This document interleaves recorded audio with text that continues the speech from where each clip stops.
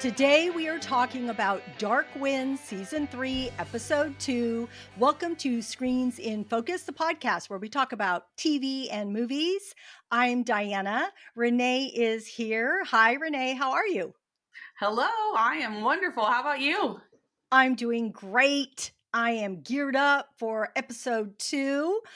But before we get to our question of the day, I did want to bring up Gene Hackman because he's passed away recently within the last month or so, and I know there's been so much investigation into his death and Mhm. with his wife and his dog and just all of that. I really just wanted to take a moment to maybe recommend a movie or a TV show or anything that resonated with you that you might want to share with our listeners out there. Is there a TV or movie that comes to mind for you? Yeah, it's funny because you just think I've seen him in so many things, and then when you start to like kind of narrow that down, like, wait a minute, what has he been in? And he's been in everything. But one that I always really enjoyed was The Quick and the Dead. I think it was 1995, and it's a Sam Raimi actually did it. Sharon Stone's in it, and Yeah. Russell Crowe and Leonardo DiCaprio. And I like westerns. I always do, Yeah. and that one was just such a great one, And so that's like one of the first ones I thought of when thinking about, when a celebrity dies, you kind of like go through those and start thinking about, oh, damn, I really liked him in that and that kind of thing. But that's the one that kind of popped in my head first. Yeah. So he was, I believe he won awards for Unforgiven Hmm. and The French Connection. Hmm. And I haven't seen The French Connection. No, And I if have I not. have, yeah, and if I have, I don't recall it, but it makes Hmm. me want to go back Yeah. and watch it. Of course, I've seen Unforgiven, and that's an Hmm. amazing Yeah. film. Good But one. what's interesting, and he's been in so many films, like so many, we can't even name them all. But what's interesting is the two that come to my mind are ones that don't seem to top the list. And the first one that I was reminded about that I actually really loved him in was in Poseidon Adventure. Oh, yeah. And he was the priest who helps everybody during this. Mhm. And I believe in the film, his character was a priest, but he was, I don't know if he was grappling or he was just a little bit different than a regular priest at that Mhm. time because he felt that people should rely on themselves and be resilient. And I don't want to be putting words into anybody's character of that, but that's sort of what I read about his character. And I just remember, and I didn't know who he was at the time when I watched this many, many, many, many, many years ago, because I think the movie came out in the 70s. But I remember liking him though. I remember thinking this is a really good guy, and I Mhm. really liked his character. But more recent, even though it's been probably at least 20 years, the film that I remember him in and really like him in is Enemy of the State with Will Smith. Oh, yeah. I loved him in that. I loved his character, and I think the reason that those 2 movies stand out to me is because he was a good guy in them. Because Hmm. so many of times he plays the villain, Yeah. and he's so good at playing the villain. You know, he's Superman, he's the villain, and Hmm. in Unforgiven, he's the villain, right? I can't even remember. I haven't seen Unforgiven in a while, but so I liked seeing him as not the villain. Yeah. So, No, those that's are a the good one. I forgot movies. about that one. Yeah. Yeah, I always think about it, and I really like it. Like, if it Mhm. comes across and I see it, I'll put it on, and my husband will too, because we really do enjoy that movie. Yeah. So, anyway, I just wanted to bring Gene Hackman up Yeah. because of his role on Mhm. screen, but the reason and it's gonna segue into our question of the day here, so there is a purpose for bringing this up. The reason I brought it up is because, his death was so sad in Mhm. that he and his wife weren't found for a couple weeks from their death, and people wondered, "Well, what about your children? Aren't they calling you, looking for you?" It's interesting how they were just on their own, very Mhm. private people.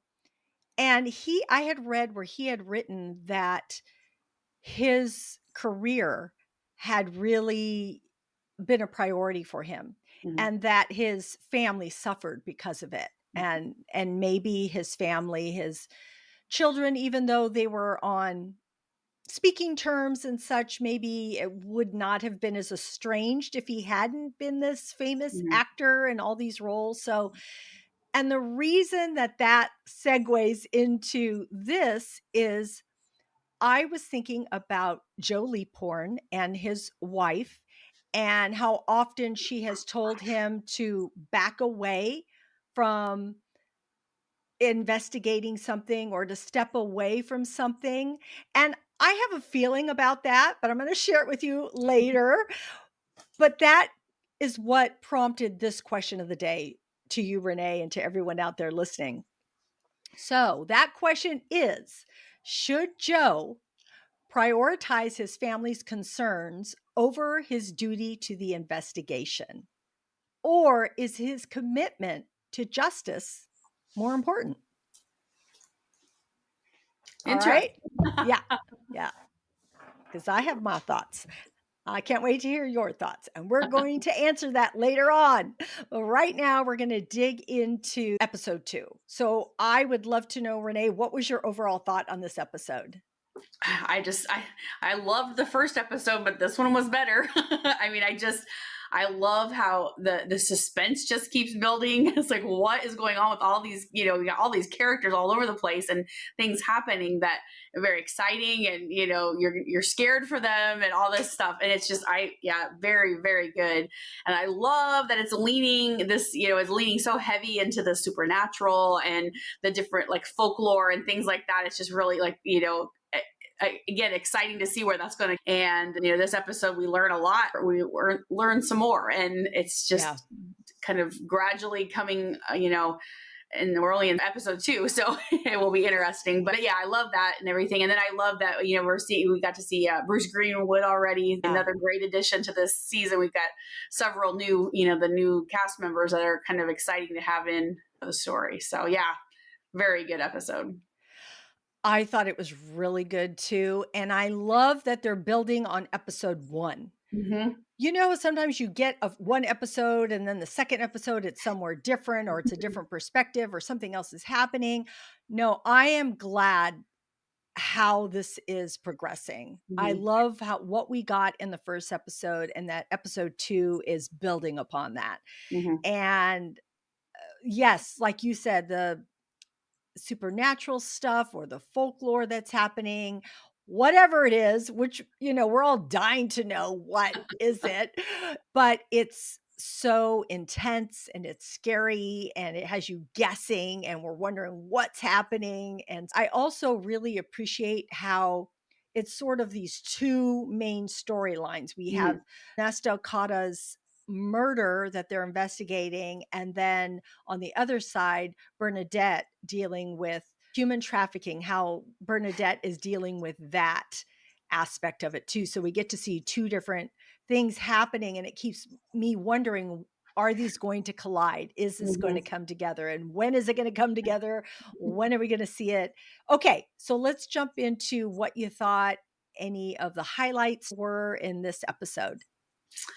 Well, I start with Leaphorn because it's just he just this is so different to see him scared. That right there just it's just uncharacteristic of him. So it makes it very interesting. We see him struggling with more visions.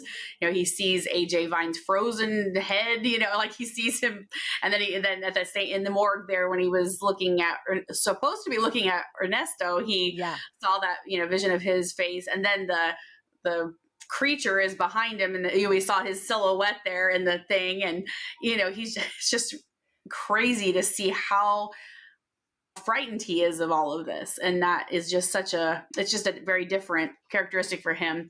And the other thing that really stuck out to me with him were those ants. And so I did some Yeah. research because I was like, I did too. because I'm like, what are these ants? And so yeah, in like Navajo culture and things like that, they are viewed with this mix of respect and caution. So they're a lot of times used in the witchcraft and things like that, but and they can also like kind of I think alert like potential harm, or like kind of, symbolize that there's potential harm somewhere. But one other thing that I thought was very interesting is that they are also, they have the ability to show, to like find direction, which I'm wondering, they're leading him places, so there's just a lot of things there. It's like, are they warning him or are they leading him, and it's just, I thought that was really fascinating to I see. love that. Mm-hmm. Sorry, I was just going to add, I didn't find too much more because it was interesting because I looked it up too because Mm-hmm. I was curious. I'm like, what's with these ants? And I found like it had two different things in Navajo culture. One seemed positive and one Mm-hmm. did not. So I'm like, which one is it and which one is it using here? It has us guessing about Yeah. which way this is going to go. But I like that thought about is it leading him or warning him? And I do want to bring up, and I want to ask you a question Mm-hmm. about this. When he goes up on those stairs, and he sees whatever he sees. To me, I saw a watermelon and looked like other melons with ants on it, but I kept thinking, is this more than what I'm seeing? And we paused it. Me and my husband looked at it, we rewound it, paused it again. I'm like, I don't see anything but fruit. What am I Yeah. supposed to I just see thought it looked here? like very, yeah, like decayed melons is what I Yeah. saw too. And I don't know what that means, but I just, he just keeps seeing these odd things that I'm sure I didn't think to look at that one up. I was so concerned with the ants, but yeah, I don't know what that is, but yeah, that's what I saw too. And unless there was something else there I was missing, but it just looked like a bunch of rotten melons. So that's what made me look up the ants because Hmm. I realized it probably wasn't the melons so Yeah. much. It was the ants that was Because we what we were keep supposed to seeing. pay attention to. Because why would he be so have that frightened look? Because I Hmm. thought he was seeing the monster again Yeah. or a vision of BJ Vine's face or Hmm. something. I didn't know what it was, but I really do think it was the ants, and I think that'll probably Hmm. become more prominent of what that really Hmm. means because they showed it in the first episode. They're showing it again. And And when then he it's in saw, the go, trailer for the next episode too. There were ants in the trailer for the next episode. oh, yep. Yep, that's playing that role. And when we saw that, when he saw BJ Vine's face, at first I didn't know who that was. It took me a minute to figure that out. Yeah, like I So, was like, who would that be? And then when it changed, I'm like, oh, it was him. It had to be him. yeah, Yeah, but that was, yeah. So it was pretty creepy, all that going on with him, and it's just, yeah, it's just, to me, it's just this whole thing of him being afraid because he's not generally afraid. yeah, We see him taking the lead. We see him going where everybody else won't go and doing these things, and like with the witch and the other season, yeah. and it just things like that. He just had met things head on, but whatever this he thinks this is and whatever he knows, he's frightened. It's enough to scare him, and to me that's very intriguing because it's just not him. So it'll be, yeah, exciting. And the other thing I keep thinking about is we have to remember this is so many days ahead of that first scene from the Yeah. first episode. So we're like, Yeah. we're building up to whatever is going on there with the guy, the being is right there, taunting him and whatever. So yeah, it's exciting. So that's my Leaphorn key point, or at least first thoughts, I guess. Maybe, I don't know. I also, when he was at the coroner's office, Mhm. when is it Gordo? Gordo Cena is his last name Ah, is Sena, yeah. See, because S and he Gordo. was Yeah. supposed to retire. Yeah. Gordo tells him about or brings up the arrowhead, and then Leaphorn is like, okay, this is not from a Navajo person because they would never shove this in his mouth because it's like sacrilegious in a way to do Hmm. such a thing. So he really feels like it's maybe an outsider or someone else, or maybe trying to, uh, get people to think it's someone else. So I thought Yeah. that was an interesting thought. And I love how they bring that up because we realize how important culture and cultural things mean to people. Mhm. And so I liked how they brought that up in this episode too. Yeah, but and then that contradicts his theory that it's Shorty Bowlegs, because then he wouldn't do that. You know what I mean? So that's like interesting there that they keep pursuing that then, Yeah. um, after he says that. But I agree with them. I don't feel like it is because, of Mhm. course, in my mind, of course, we haven't gotten there and there's so much more to investigate. But I'm thinking it's somebody, Greenwood or somebody who's trying to Mhm. get money or traffic people or something. I don't know. Mhm. There's just something, people trying to make money somewhere down the line. I mean, maybe not. Maybe it's just a love affair gone wrong, or maybe they saw something in the wrong, Mhm. whatever. It could be a multitude of things. There could be two different things happening here. But Yeah, so it's hard to say. We're all guessing at this point to try and figure it out. it's Like, fun. could it be this? Could it be Yeah. that? But I like it because everybody has a different opinion. Mhm. She has one opinion of what it could be, and Gordo has another opinion, and then Lee Porn thinks, okay, no, it's not anybody, that's none of the bull legs that you're Mhm. thinking that it is. It's got to be something different. So Mhm. it kind of keeps us guessing a little bit. And then everybody has their reasonings as to why they think that is. Mhm. Yeah. And then I guess next I was thinking about Bernadette. I feel like she's getting in, way too deep over her head. She's pushing boundaries that's gonna come back to bite her. She forgets that she's not back at home where all the, like Yeah. the Navajo laws protect her, like she's got a different set of laws, almost, where, I mean, they're law abiding and things, but they have their own way of doing things. This is not how they do it down here at this border patrol, Well, she doesn't. I mean, she does follow the law and she follows what she thinks is right. Mhm. Over here, they're doing things. Okay, Bruce, or what's Bruce's name? Spencer. Spencer, yeah. Most of what they get is intel is from him. So it's basically he's dictating to everybody what's happening, right? And then Yeah. it's like, "Oh, let my trucks pass without inspecting them, and then here I'm giving you all the work." Hmm. So, it's just all in your pocket of Yeah. how that Yeah. happens. And that's So, the thing, she's used to a very different type of, like, Leaphorn is the law on the reservation, and people listen to him, they respect him, and they, understand that he and the other people within his office are going to do things the right way. Well, yeah. now she's in this other thing where she's still trying to do that and follow things the right way, but that's not how things are done. It's like, be quiet, don't stir the pot, don't do Right. any of these things to upset Mr. Spencer, because he's the guy with the money. Yeah. And yeah, so it's really, it'll be very interesting to see what happens with her, because I'm very, very scared for her and what could happen to her. Especially if they're human traffickers, they could just make her disappear, which I don't think they will, because she's main character. But it's a possibility that they would do something like that. And yeah, so anyway, I have a lot of concern for her.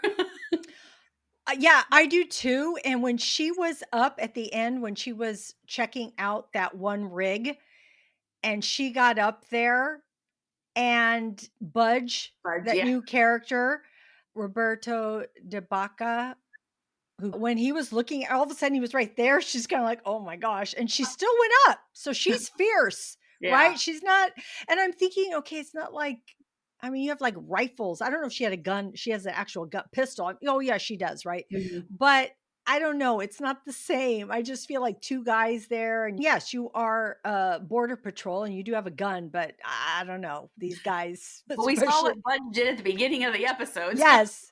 Yeah, not exactly. privy to that. Well, and now, okay, I'm saying how I feel about that, but I do want to jump to the beginning also. Okay, it took me a minute to figure out that the gun that guy had was her gun. Yeah. I'm like, duh, but no, I didn't get it at first. I'm just thinking, why does this guy have a gun? Diana, think it's her gun. Anyway, he has the gun. He was the one driving the white van, and Budge ends up putting him in this ditch and covering it up, and Burying him the guy alive. That guy was so dumb. Yeah. I He's like, I don't know, just his demeanor. One, he's being choked to death and you didn't fight harder to get this bag off your face that says have a nice day on it. Rip it open.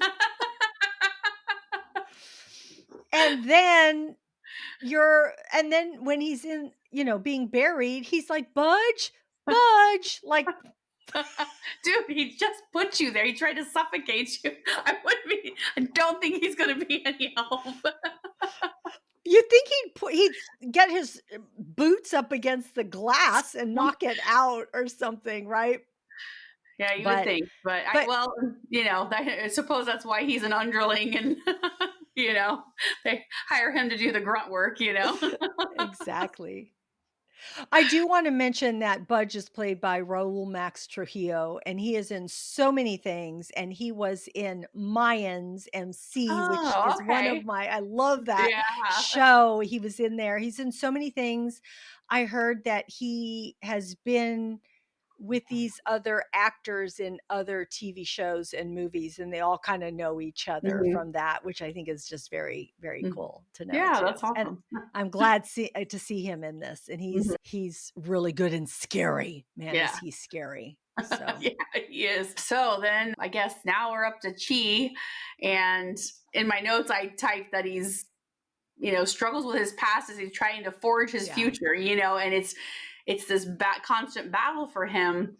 But I feel that like his obsession with Shorty is clouding his ability to yeah, do good police work because he is a good investigator and he sees things and he's intuitive for as young as he is. He's very intuitive and and he is just like tunnel vision that this all is all Shorty, and I'm not convinced it is. And this episode kind of shows us that might not be him. yeah. So yeah, you're just concerned about where that's going to take him if he's going to miss things and then cause more trouble. I did not think it was Shorty at all. Hmm. Even when they took him in, even when they found that weapon that they Hmm. thought could be the murder weapon, they're like, "Ah, we got you." And I'm like, he just doesn't look guilty. He just Hmm. doesn't. And Yeah. I don't think I didn't think it was him, and he didn't look guilty. But yeah, Chi is just focused in on his past and how he Hmm. feels about him. So, but when Shorty does tell him, which I was surprised that Shorty did divulge where his son is Hmm. at, and they go up to the cabin. I was glad that she was like, because he could have had a different attitude, but he's like, Hmm. okay, let's go right out. Let Hmm. me get Just get Leaphorn and get let's your go. kid. Yeah. Yeah. Yeah. So he So, is going to do what's right and help this kid find this kid mhm. if they can. Yeah. And yeah, another like big point for me that a key point was Dr. Reynolds and Teddy Isaacs, the at the dig. So I like they're focusing on them, but not too much, but enough that I'm very looking at them at like, well, how are you involved? Because there's something going on. Because when Leaphorn tells them that Ernesto is dead, she has a dramatic reaction for someone she barely knew, or that's what she told Uh huh. Leaphorn initially was that, oh yeah, I barely knew them, only when they were here to work. Well, to have that reaction, there was something, either you're involved or you did know them way better Hmm. than you let on. Then also when the doctor discovered that the arrowhead was Yes. fake, so that again throws another wrench in Leaphorn's theory because would one of the Navajo do that with a fake arrowhead. Yeah. Yeah. Yeah. So then Yeah. that spins it back around like, okay, Yeah. maybe it is. So I just feel like these two, there's somehow they're involved. There's something going on there, so it'll be yeah, very interesting to see what their involvement in whatever it is. Not to say that they actually killed anybody, but they know something more than they're telling. I know. There's something going on. Yeah, I haven't quite put my finger on it either, but I don't fully trust that doctor and the way he did discard it. And then Leaphorn's all, no, no, I need that for evidence and Mhm. goes and picks it up. And I'm so glad he did that because if he didn't, that would have just felt not right. Him taking it out and letting Yeah. the doctor put it under microscope. I thought, "You're touching it. It's Yeah. evidence. You're not supposed to touch evidence, you know? Might have fingerprints." But okay, this was the '70s. They Still. could, yeah, you could still find DNA on that now, but yeah, so I don't know about this guy. And yeah, and then when Leaphorn comes out of that little motorhome of theirs, he sees that Teddy is driving off and she looks visibly upset. Mhm. So, and where's she going? Yeah. And why'd she run off?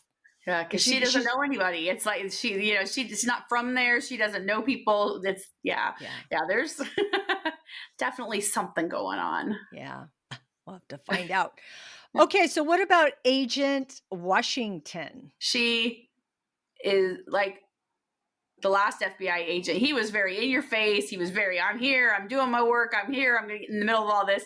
And she's just laid back and looking and watching, you know. So I feel like she's trying to play, oh yeah, I'm just here, don't bother with me. I'm just doing this, closing up some of these things. But I feel like she knows way more than she's already giving.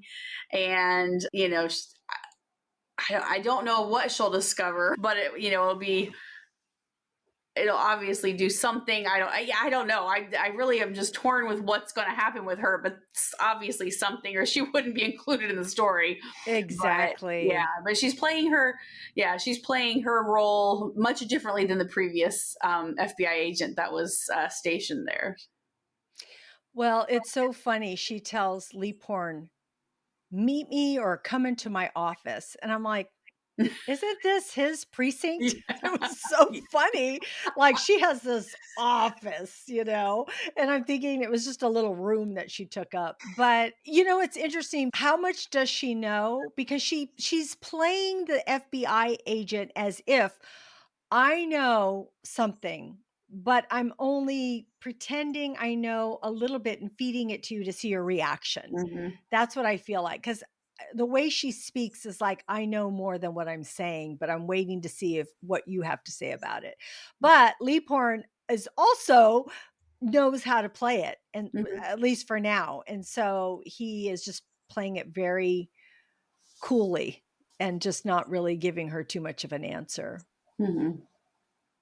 So I do want to segue into our little bit more of a deep dive into our characters because I do want to bring up her relationship with Emma. Hmm.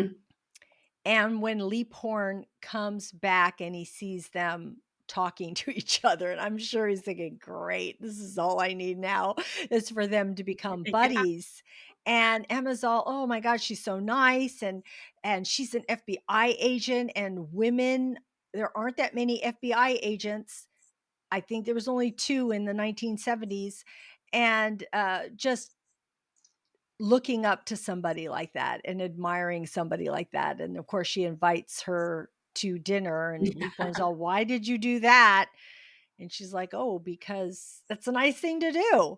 Yeah. So I just think that that's going to add this interesting layer to Hmm. the everything. Right. And, is she trying to get close to Emma to get information, or is she just trying to have a friend? Since she's playing things so coolly, it's hard to say what her intentions are there. And it could just be that she just needs a friend, or whatever. But she could have some ulterior motives there. I think it's the benefit, right? I Mhm. mean, you're being nice to someone just because it's another woman, and Mhm. then she's like, "Oh, this is my thought process, right?" And she's like, "Oh, you're Leaphorn's wife. Oh, how nice to meet you." And then she talks with her, and then she's like, "Oh, come to dinner. Oh, that would be lovely. One, because I don't know anyone Yeah. here, and you're offering me a meal, but oh, this is pretty good because I'm going to get some insight into what Leaphorn is like and see his house and be able to nose around." So I think she's probably being, honest in Mhm. her acceptance of this dinner, but I think it's going to benefit her to Yeah. know more. So, For sure. Yeah. so what do you think about any of the other relationships that are happening? Well, of course, we got Chi and Bernadette, and so you can tell obviously there's still something there, even though she tries to play it off and no, there's nobody I'm missing tonight, kind of thing. So yeah, so it'll be interesting to see because I think in the books, I think they do get to. I mean, they actually have acknowledge a relationship and things, but That doesn't mean it'll happen in the series, especially because they're how many miles away from each other. So it's not like they can text, keep in touch. Well, I do wanna say it is confirmed. Wait, I think it was already confirmed, but I'm saying it again. It is Yeah. confirmed for a 4th season. I Yeah. did know that going into this, but I heard it again today, Yeah. so I'm like, I have to say it again. Hmm. But, yeah, and you're right, it is in the books. Hmm. So I don't know, I think they could head that way. But what I really like about their relationship, it feels real in the Hmm. sense of not everything progresses so fast, Hmm. and how they talk to each other on the phone seems so realistic to me Hmm. because they're talking and they're joking about their past, and because he says to her about Shorty touching his badge and how he pushed back, and she says, "Oh, I know that there is some." I don't know if she says bad blood between you guys. I don't know if Something, but she yeah. says something to that effect, and that shifted what how he would have reacted because it made him defensive, I think. Hmm. And so he says, "Oh, Leaphorn should be, home in a half an hour." And she's like, "Oh, you've shifted gears for me here."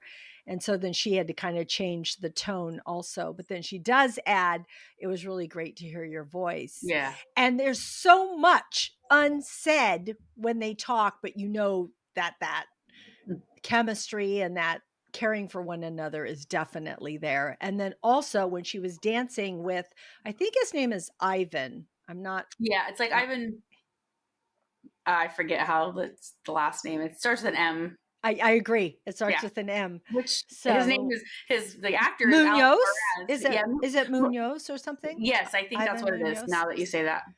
So they're dancing, they're flirting, and he flirts hard Yeah. with her. Like he's like, and she dances with him. It was kind of cool how they go out on the dance floor. And Mhm. I'm thinking, how are they going to dance? Because this is the 70s, but they did Yeah. a good job of conveying what that time period is and how they reacted and moved with each other. But when she does get close to him and he's holding her close, you could tell she's thinking of Yeah. Chi. I'm like, Yeah. sorry, buddy. She's thinking of somebody else right now. Yeah. So at Yeah. least that's what it appeared to be. I thought he was very smooth with his, oh, listen, they're playing our song. It's like, dude, you just met her. There's no song. So, yeah, I thought that was pretty smooth. Oh, so her flat tire, do you think that Yeah, it somebody was yelled, that's right. Yeah, slashed? somebody slashed that, I betcha, because, as a warning. Yeah, I was thinking that too. And then it was funny that he just happens to be right Yeah. there, So, yeah. able to So, help that her. is it him doing it to get more, closer to her, or is it a warning? Yeah. So, I don't know if maybe we'll never find that out. I don't know. Yeah. Well, one thing I wanted to say about Bernadette in this case is that she seems so focused on and so strong and so confident in her professional life, but that conflicts with her personal life Yeah. because it isn't together, and it is, messy and such. Mhm. So it's interesting to see her, her professional life and her personal life and how they're different. And Mhm. and so it's interesting to look at it that way. Well, I'm going to bring up a little bit of Joe and Mhm. Emma, even though we'll probably talk a little bit more later on. But we do see her telling him to, that someone else can handle this case because she sees the strain that it is Mhm. having on him because he's very emotional about it. And I can imagine it is because he's investigating a young boy's murder, Mhm. and that must be so hard to deal with, especially after you've lost your own son in the Mhm. past. So I think that is weighing on him a lot. And of course she sees that and she says, there's other people that can take care of this. But I'm like, is there? I guess Chi could step in at some point. I don't know, but who else is going to step up and really look at Mhm. the investigation as hard as you are. But, oh, what I loved, I thought it was such a nice moment. They have some really nice moments together as a couple, but when she brought him food after Emma had talked to Washington, and then they Yeah. sit on the back of the truck, and she's giving him the food that she brought, and he's putting it together, and he asks for salt, she gives it to him, he says, "Thank you." I don't know, there was something about that, though, that moment, and then she kind of caresses him, and I don't remember if she kisses his ear Yeah, or I don't gets remember. close to him. Yeah. Whatever it was, I love you guys as a couple. Who doesn't like seeing a couple that have been together for a long time, have been through struggles, who have lost a child, Mm. and who are having some issues of priorities, but still can support each other and care about each other and love each other. And the one other thing I wanted to bring up about them is that Zahn had talked about how he has never seen natives have a relationship on television before. And this Mhm. is the first time that he gets to see it and he gets to be in it. Which is, like, crazy, right? Yeah. Because most of portrayals of Native Americans have been cowboys and Indians Mhm. or other things, and it's like, we don't get to see a relationship like Mhm. this on television, and now we do. And so I thought that was very cool. It must feel very good for all of these actors to Mhm. have this hit television series, have great characters, and be able to be role models to other people. So Mhm. I Yeah. just love Mhm. that, and I love Emma and his relationship. Mhm. Yeah, they're really great together. And I like what you say. It does. It just it seems so natural and so real. And I love how they portray it and they act it so well. Just very natural and just so comfortable with each other as a couple married that long and that have experienced all those things. So I agree. I like to see them together, and it's fun to Yeah. see those moments like that. That they're not a lot of them, but they're sweet when we do see them. Yeah. All right. Any other thoughts or theories or takeaways from this episode? um, when Leaphorn encounters the being again, and it like cuts him. I mean, like it Yeah. touches him. So it's like, okay, now what's going on? Because he's basically at the end when she comes upon him, he's basically comatose and it's real. And that's what do you mean it's real? And so I just now I'm like, cannot wait to see what comes next because it, we just kept thinking it was a vision, and it's it's now it's given him bodily harm, and I that the slash is similar to what Ernesto had, Yeah. and so now it's like okay, so then I keep going back to my theory that when Ernesto and George were digging, they set this thing free, and that's the doctor's trying to keep it secret, and so I don't know. It'll be interesting to see how this all plays out. I would want that, but I have a feeling it's Yeah, not gonna go that way because because that would be so cool. that would be fun and exciting and scary, and you're like, "Oh my god, they've unleashed this monster. Yeah, How are they gonna get the genie back in the dating box?" back to yeah. And who knows, right? I mean, Mhm.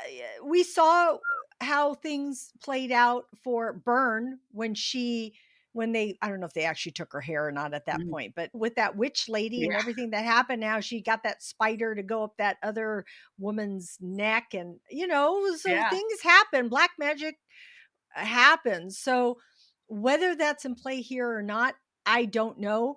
Is it that Leaphorn is experiencing these things because of his guilt? Mhm. And did he think he just saw the monster at the end and it was really a person, maybe in a black Mhm. cape, attacking him, or a black Mhm. outfit or whatever? But that's what he saw Yeah, because right. that's what he's He's afraid he's of. It's doing his that, yeah. fear. Yeah. Mhm. It could have been somebody else, and they could have had the same weapon that they had when they Mhm. killed the other Right when they person. I don't know. yeah. Or maybe it's Shorty, not Shorty. George, and he's freaked out. Like maybe something's happened to Mhm. him, Yeah. Oh, and yeah.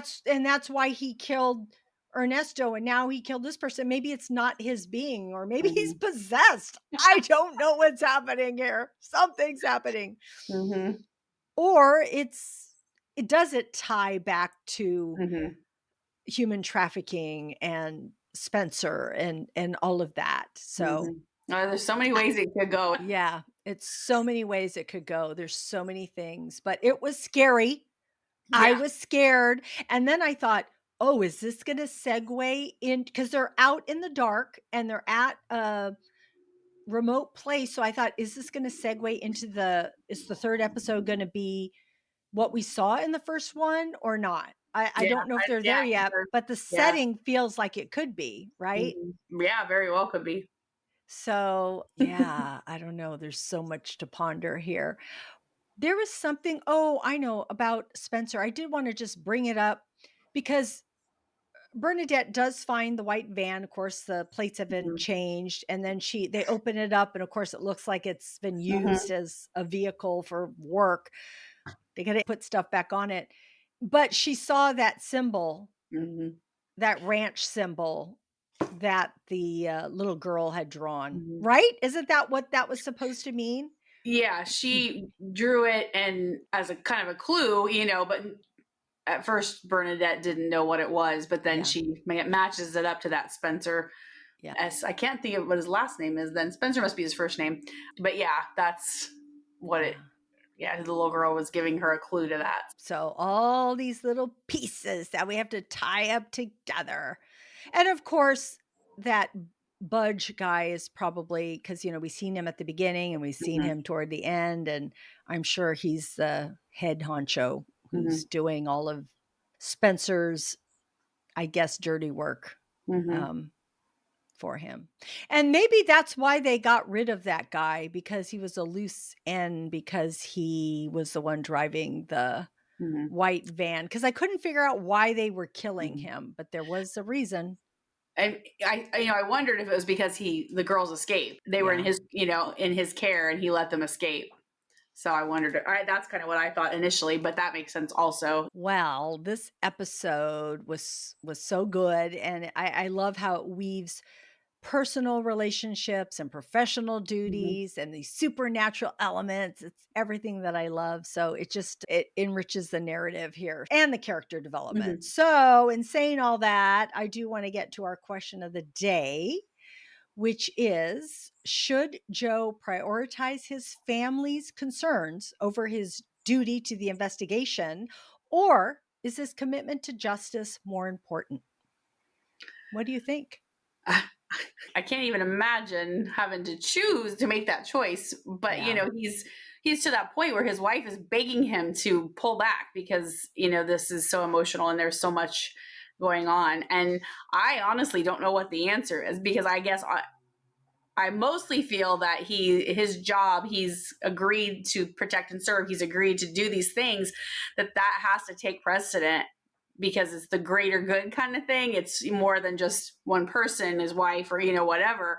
But at the same time, it is his wife. So as a wife, I want to Yeah. say no. He needs Yeah. but I kind of feel like the justice part. He agreed to these victims need someone to speak for them. They're dead, and someone's got to do this research, someone's got to investigate and figure out and bring someone to justice for the crimes they've done.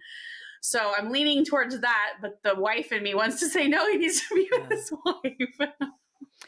Well, that is perfectly said, Renee, honestly, because the reason I brought it up was when she's told him in the last episode, and she's telling him again now, but every time she says it, it's sort of, and I don't know why I had this reaction. There's nothing against Emma, but I was like irritated Mhm. because I'm like, he can't just let it go. He cannot let it go.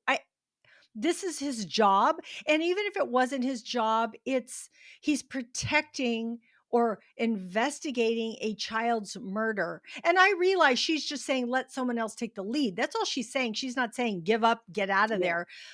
But oh, when you have a driving force in you, and that is what you have to do. And like I had mentioned earlier, his son passed away. How would he feel if the lieutenant just said, "Oh, well, I'm going home. It's 5 o'clock. Got to go home now," or whatever it is. It's like, no, my son died, or whatever it might be. You need to, figure this out. And they're Mhm. trying to find a missing boy, another Yeah. missing boy. So it's not like there's another person's life on the line here. And someone in this community, and it's not very big, could be harmed. But I totally get it from a wife Mhm. and family perspective, because your mental health is so important here. Mhm.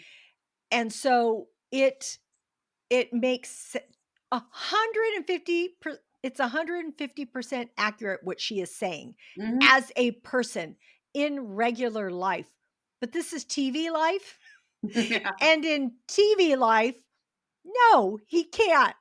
Joe Leaphorn needs to be Joe Leaphorn, the lieutenant, and he needs to figure this out. So, but that was what was happening to me internally. Every time I saw her say that, she would say back, I'm like, he can't. Why she keep asking him? And I think I've felt that way even through The Walking Dead, when we would talk about things and such. It's like you expect a character to be that character, whatever Mhm. their role is, and you kind of, they're kind of your hero, and you can't see a hero back down and walk away Right. sometimes, just like we saw Rick so many times when he went to be Farmer Rick because he was trying to be a good dad. And then no, he had to go back up and be Rambo Rick after that. So I'm sorry that I got off the track with a different show, but But it's a good I mean, it's a good yeah, example. So yeah. yeah. uh, Last episode I brought up The Walking Dead, and this one I did too. So I just want to Kind of where mention our that. brains go. Yeah.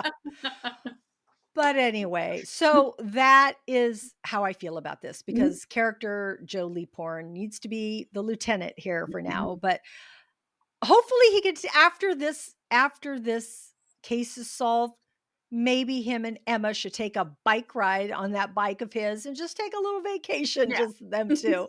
That would be really good. So hoping hoping they can do that. Friends out there, what do you think? Do you have an opinion? We would love to know. You can always comment wherever you're watching us or listening to us. And if you don't really have an answer to this question, you can just leave us an emoji wherever you're at, because I just want to know if this is reaching you and if you have any thoughts on anything that we are saying, or if you're enjoying this episode. But please reach out to us. You can always get in touch with us at screensinfocus.com. We have all of our social media there. In the show notes, we have our contacts and our phone number, which is 669-223-8542. Or you can even email us, DM us, whatever it is, because we want to know you're there. And if hopefully we're talking about a show that you watch and are enjoying. So, all right. So that is the end of our conversation on Dark Winds episode 2. Come back for episode 3. We'll be here next week. All right. So now I want to know, Renee, we're switching gears here and talking about TV and movie recommendations. I'm so excited to share one of mine, but tell me what you're watching right now. Well, you're going to be proud of me. I watched some new things. I am proud of you. So I started watching Gross Point Garden Society on Peacock. Okay. And I watched 2 episodes so far and I love it so much. So it's a drama. It stars Anna Sophia Robb and Ben Rappaport. And it focuses on 4 members of this. It's a suburban garden club, and the 4 members share a murderous secret. Ooh. And it's set in like this affluent Detroit suburb in Grosse Pointe, Michigan.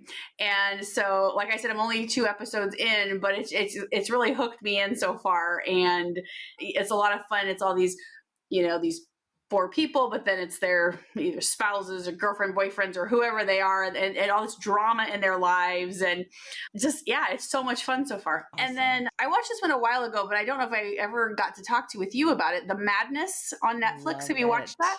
That was Yes. so Love it. good.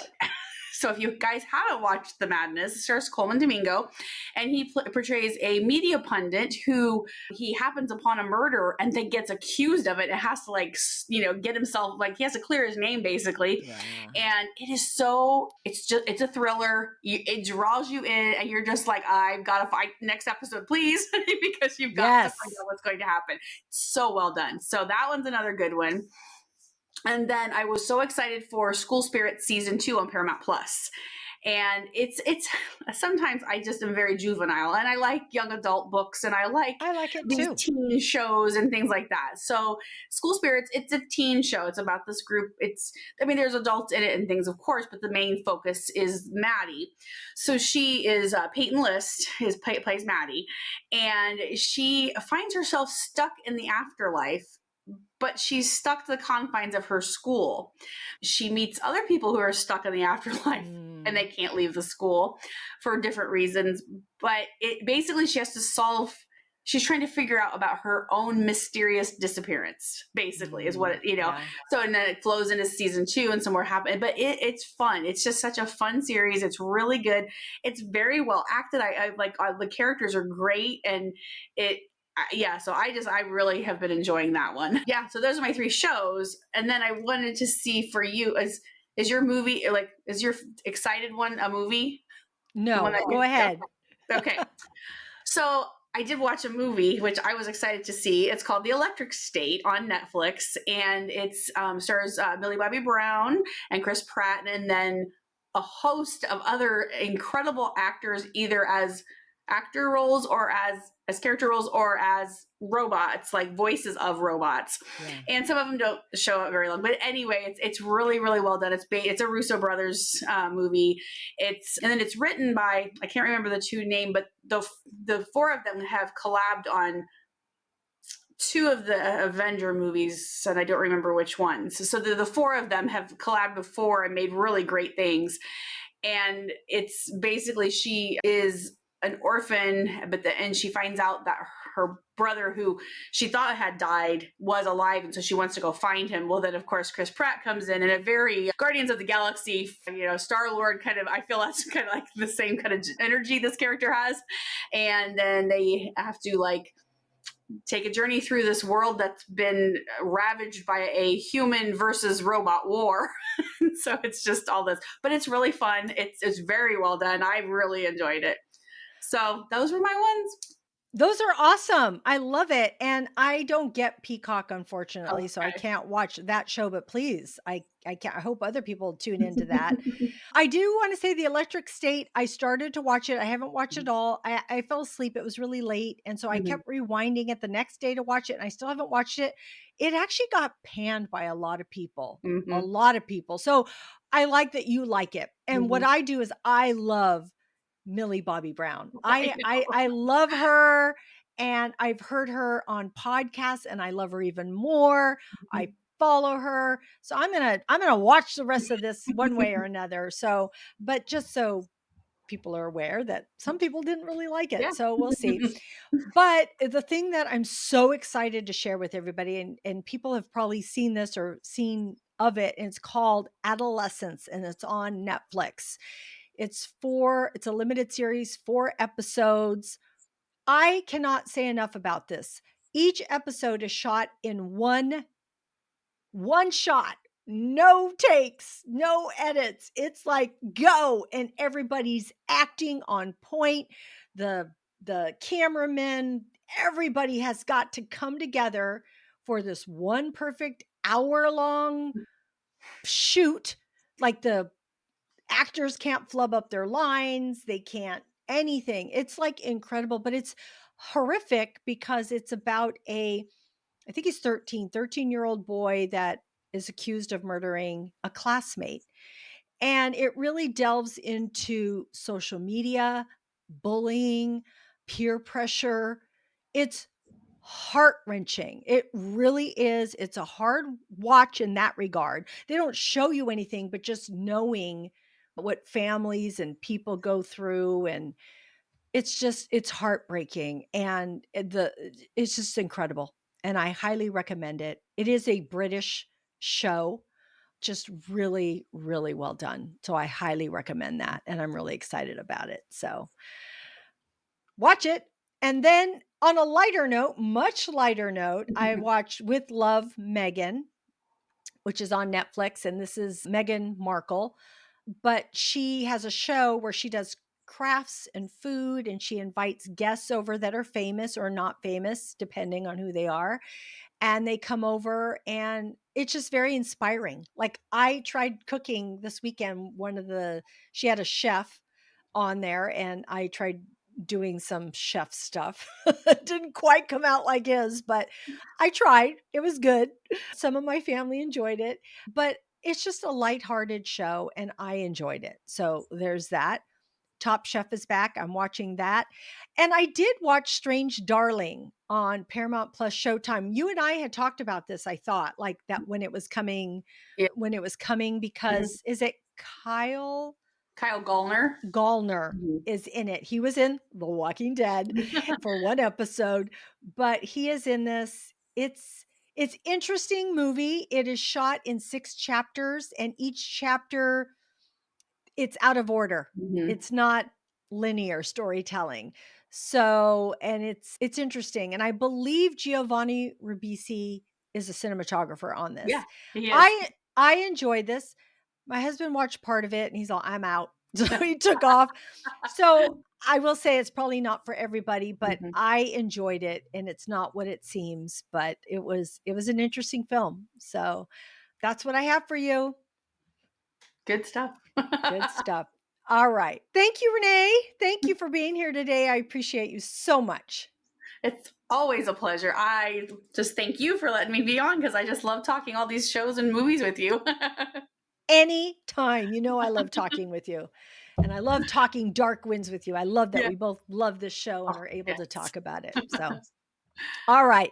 Friends out there, thank you for tuning in today. We hope that we inspired you, gave you a chuckle, a smile. Remember to follow Screens in Focus at screensinfocus.com. And remember to keep watching, keep exploring, and keep those screens in focus. And we will see you next time. Bye. Bye.